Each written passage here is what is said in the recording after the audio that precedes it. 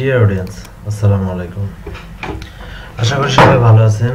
আজকে আমি আপনাদেরকে দেখাবো যে মোবাইলে ধারণকৃত একটি পোর্ট্রেট সোজা ভিডিওকে কিভাবে ল্যান্ডস্কেপ মোড করা যায়। তো এই জন্য আমরা যে সফটওয়্যারটি ব্যবহার করবো বা অ্যাপ্লিকেশনটি ব্যবহার করবো সেটা হচ্ছে wondershare filmora-9। আমরা প্রথমে সফটওয়্যারটিকে ওপেন করে নিব।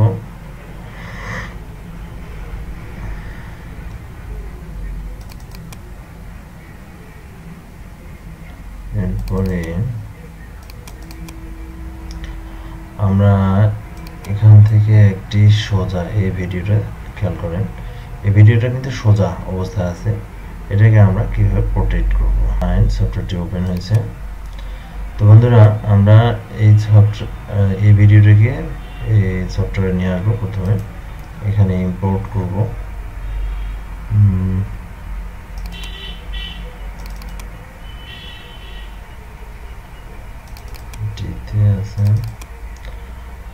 আমরা এই সোজা ভিডিওটিকে বিজয় দিবস এটাকে আমরা নিয়ে আসবো।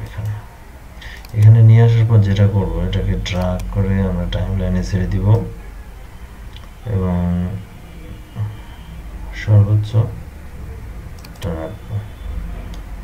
তো বন্ধুরা, আমরা খেয়াল করি এখানে ভিডিওটি সোজা অবস্থায় আছে। তো আমরা এটাকে প্রথমে রোটেট করে নিব।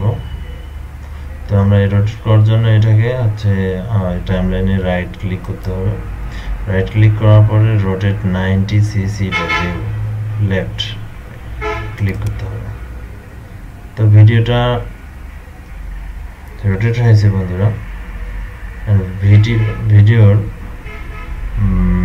রেজুলেশন ঠিক রাখার জন্য যেটা করতে হবে, আমাদের এই বারটাকে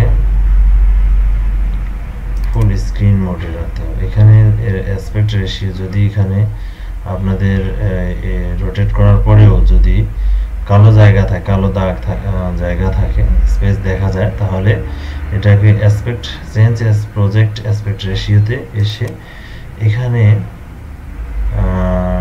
16:9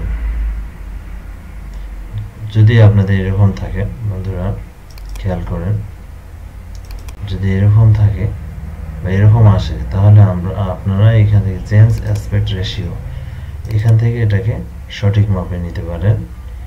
16:9 ওয়াইড স্ক্রিন এটাকে সিলেক্ট করে দিলে ওকে করে দিবেন, তাহলে ভিডিওটা ফুল রেজুলেশন চলে আসবে। এরপর ভিডিওটাকে এক্সপোর্ট করে নেবেন।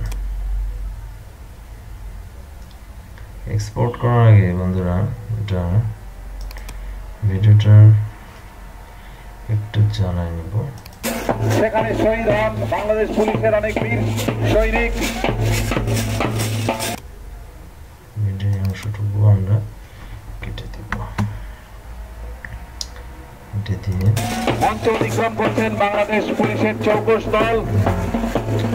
এরপরে আমরা ভিডিওটিকে এক্সপোর্ট করে দেব।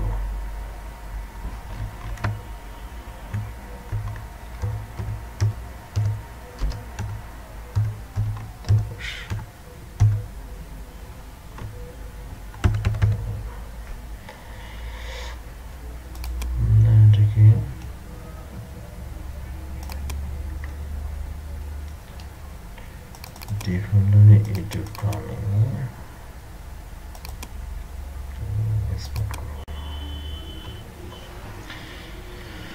তো ফ্রেন্ড, এখানে ভিডিওটি এক্সপোর্ট হইতে যে সময় লাগবে আমাদেরকে ততটুকু অপেক্ষা করতে হবে। এবং ভিডিওটি ভালো লেগে থাকলে আমার চ্যানেলটি সাবস্ক্রাইব করুন এবং পরবর্তী ভিডিও পেতে বেল আইকনে ক্লিক করুন।